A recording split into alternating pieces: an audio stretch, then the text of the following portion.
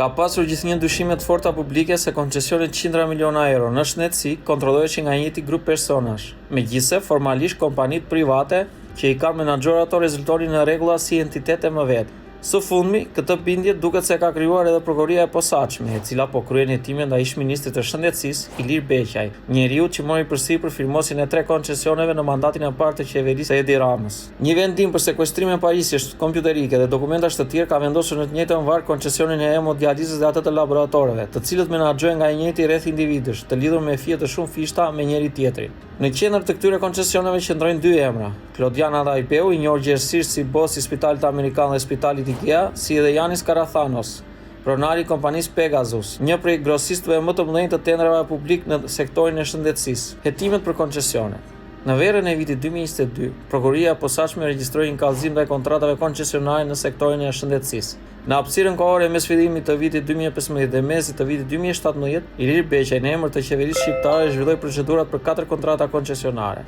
kontrollin shëndetësor bazë, check-up, shërbimin e hemodializës, shërbimin e analizave laboratorike, i njohur edhe si laboratorët, dhe shërbimin e sterilizimit të pajisjeve kirurgjikale. Deri më tani, autoritetet hetimore dhe gjyqësore kanë konfirmuar me vendim të formës prerë se kontrata koncesionare për shërbimin e sterilizimit me kosto rreth 100 milionë euro ishte një aferë korruptive. Ilir Apaj, pronari i kompanisë koncesionare të sterilizimit Sani Service dhe ish-ministri i shëndetësisë Klodian Rjepaj tashmë janë shpallur fajtor dhe dënuar për atë kontratë, ndërkohë që Ilir Beqaj është ende në proces gjykimi. Për kontratën e parë fillestare, atë të check-upit, të fituar nga kompania Trapper Life në pronësi të Vil Manushit, mikeshës së kryeministrit Edi Rama, nga ana e prokurorisë së posaçme nuk ka asnjë njoftim mbi ecurinë e hetimeve.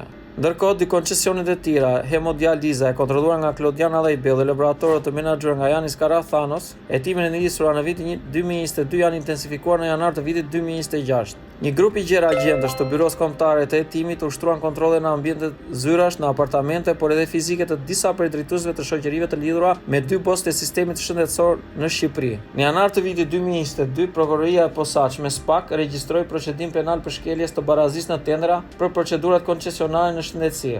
Në fillim, objekti i hetimeve u zgjerua fillimisht për veprën penale korrupsion pasiv, shpërdorim detyre e mëtej edhe për korrupsion aktiv dhe pastrim parash. Në këto 2 veprat e fundit, të dyshuarit janë kompanitë koncesionare Labo Pharma, Yanis Karathanos dhe Evita e Klodiana Dhajbeu. Për të zbuluar provat e nevojshme për këtë hetim, SPAK-u mori leje nga gjykata e posaçme për të kryer kontrolle të gjera mbi kompanitë dhe njerëzit kryesorë të saj. Të dhënat nga dosja hetimore tregojnë se Klodiana Dhajbeu është shënjestra më e preferuar e hetimeve të prokurorëve të posaçëm. Agjentët e byros kombëtare të hetimit duket se kanë pasur shumë punë me kontrollet ndaj tij.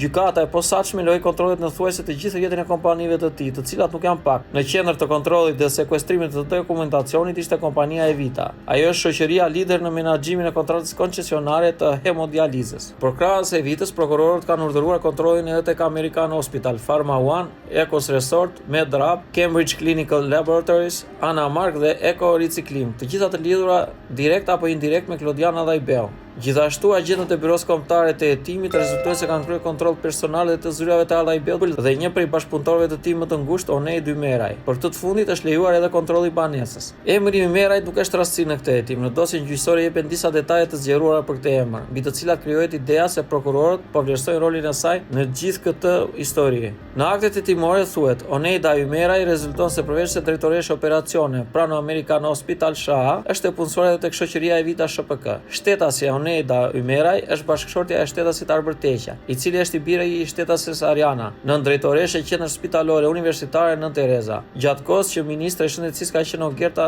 Manastriliu.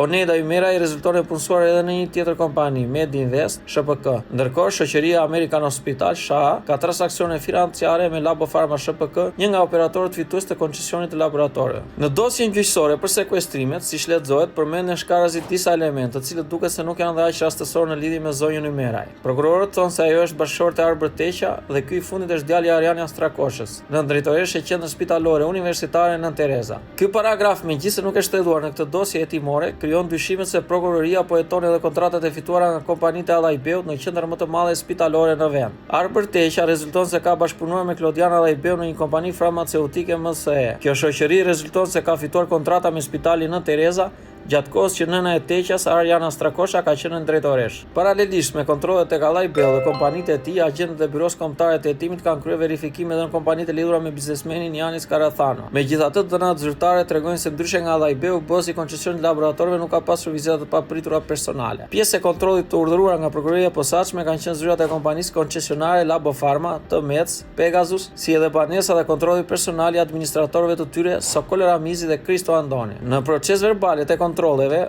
agentët e Byros Kombëtare të Hetimit kanë shënuar se gjatë të gjithë veprimtarisë të tyre kanë sekuestruar 10 kompjuter zyrash personal, telefona e dokumenta të ndryshme. Gjithashtu ka rezultuar se në ambientet e zyrave kryesore, në atë të Evita, Allaj Bell dhe Labofarma të Karathanos janë gjetur dokumente e ullat kompanive të tjera të rrethit tyre. Megjithëse këto të fundit zyrtarisht rezultojnë si entitete më vete dhe me seli të ndryshme nga shoqëritë bazë. Mbi këto gjetje, prokurorët dyshojnë se rrjeti i kompanive është një mbulesë për të kanalizuar fondet publike drejt 2 kompanive më. Megjithatë, fjala e fundit ende nuk është thënë nga autoritetet hetimore. Tashmë për të paktën 4 muajsh ata po analizojnë gjithçka që është sekuestruar në kontrollet e 27 janarit 2026 në zyrat e bosëve të sektorit privat të shëndetësisë. Këta të fundit nuk kanë qëndruar duar kryq. Ata kanë kundërshtuar vendimet e sekuestrove duke pretenduar se prokuroria ka dalë jashtë objektit të hetimit. Për momentin, tentativat e tyre kanë dështuar. Gjykata e apelit të posaçme me vendime të ndryshme të miratuar në 25 maj 2026 ka lënë në fuqi vendimet për sekuestrimin e pajisjeve elektronike dhe dokumentacionit. Në korrik të vitit 2015, Ministria e Shëndetësisë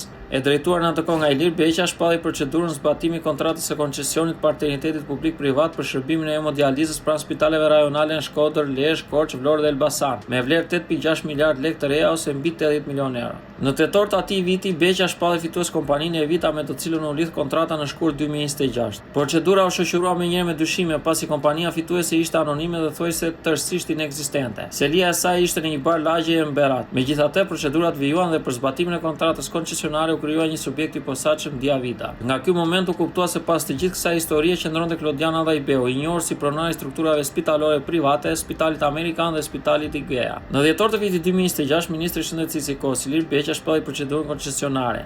Financimi, projektimi, rinovimi, pajisja, riorganizimi dhe funksionimi i koncesionit partneritetit publik-privat për ofrimin e shërbimit laboratorik të spitaleve universitare rajonale dhe atyre bashkiake të Saranës së Lushjes, me fond mbi 13 miliard lekë të reja ose rreth 130 milion euro.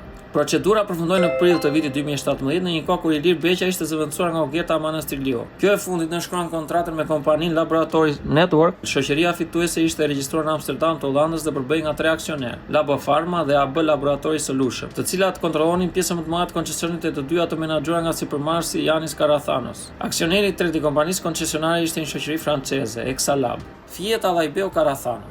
Në bazë të dënave publike rezulton se AB Laboratory Solution, e cila është kompania kryesore e konsorciumit që fitoi koncesionarin e laboratorëve, ka pasur adresë NASA Holland 2A 2514 JS Gravenhage në Amsterdam të Hollandës. Nga shkurti i vitit 2017 deri në qershor të vitit 2018, AB Solution Laboratory ka pasur si drejtoresh ekzekutive Luiza Cincia Ramasso. Pas dorëheqjes së saj emërohet Tamara Alexandra Eleonora. Më tej, në vitin 2018, drejtimin e përgjithshëm të kompanisë e merr Konstantinos Karathanos, djali i Karathanos. Adresa dhe drejtuesit në periudhën 2017-2018 janë saktësisht të njëjtat që figurojnë edhe për kompaninë Arimo, një prej anëtarëve që ka pasur pronësi koncesionin për hemodializën. Në bazë të dënave zyrtare, Arimo BV ka regjistruar si adresë të saj të njëjtën adresë që ka regjistruar edhe kompania AB Laboratory Solution. Adresa dhe drejtuesit në periudhën 2017-2018 janë saktësisht të njëjtat që figurojnë edhe për kompaninë Arimo, një prej anëtarëve që ka pasur pronësi koncesionin për hemodializën. Në bazë të dënave zyrtare, Arimo BV ka regjistruar si adresë të saj NASA Holland 2A 2514 JS Gravenhage, Amsterdam, i njëjti vend me selinë e deklaruar nga AB Laboratory Solution BV. Gjithashtu në periudhën 2017-2018, Arimo BV ka pasur si drejtues të përgjithshëm fillimisht Luisa Cincia Ramasso e më tej Tamara Alexandra Eleonora. Këto të dhëna indirekte tregojnë se mes Allajbeu dhe Karathanos ka pasur fije lidhje që në krye të erës. Këtë lidhje duket se po e vlerëson edhe prokuroria e posaçme, e cila në veprimet e saj timore ka evidentuar se shoqëria amerikane Hospital Shah ka transakcione financiare me Labofarma SHPK, një nga operatorët fitues të koncesionit të laboratorëve.